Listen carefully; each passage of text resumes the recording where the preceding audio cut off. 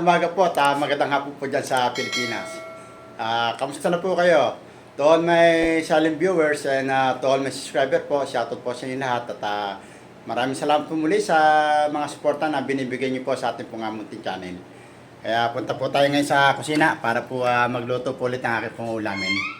Alam niyo mga ka-viewers, itatry ko po ito sa corned beef at ito po ay napapunod ko lang din po. At lulutuin po natin to. Itatry ko lang po. Wala naman pong mawawala. At ito po naman ako lang po ang kakain. Kaya huwag na po natin ito patagalin. Simulan na po natin ang pagluluto. Okay, tayo ng mantika mga ka-viewers. Lagyan na po natin yung bawang mga ka-viewers.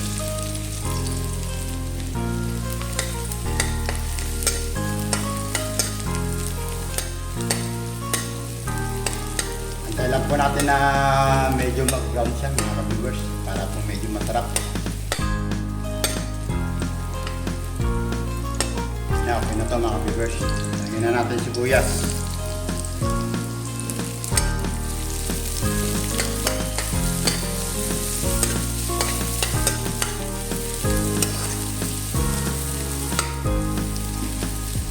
Lagyan na po natin yung corned beef mga ka-viewers.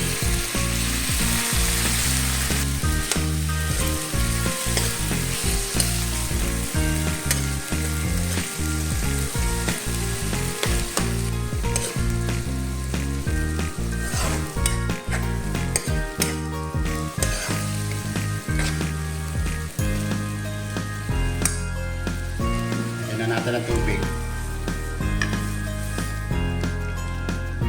Lagyan ko muna siya ng mga 2 cup lang muna. Sapang po muna natin mga ka-viewers at antay lang po natin muna kumulo ng konti. Tingnan na natin mga ka-viewers. Lagyan na po natin yung pong patatas para lumambot na po siya.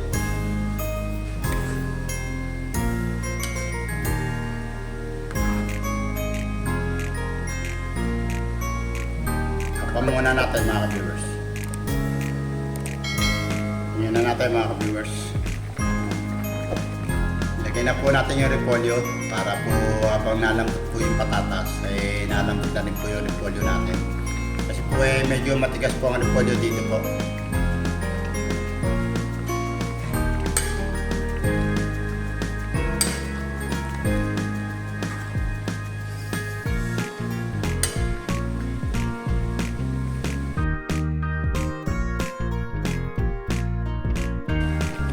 Lagyan na po natin yung pong seasoning at yung pong ground black pepper mga ka-viewers.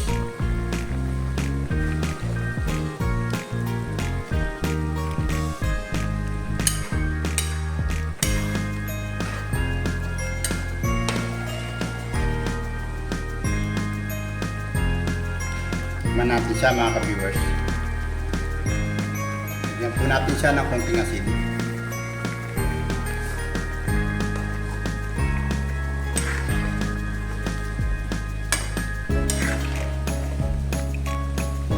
Tingnan natin yung patatas kung malambot na.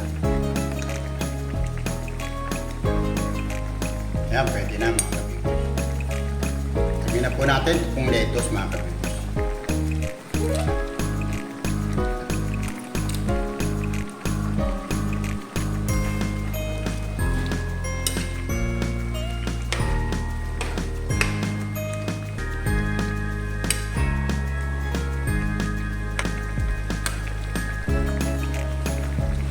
Na rin po natin yung pong spring onion.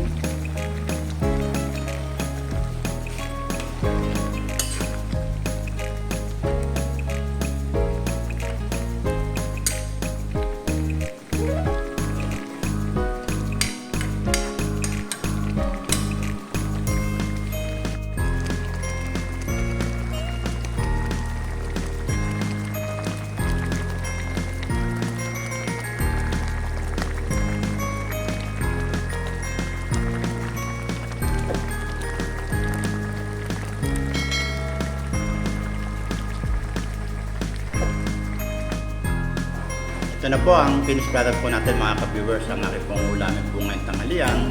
At tatawagin po natin itong nilagang corned beef.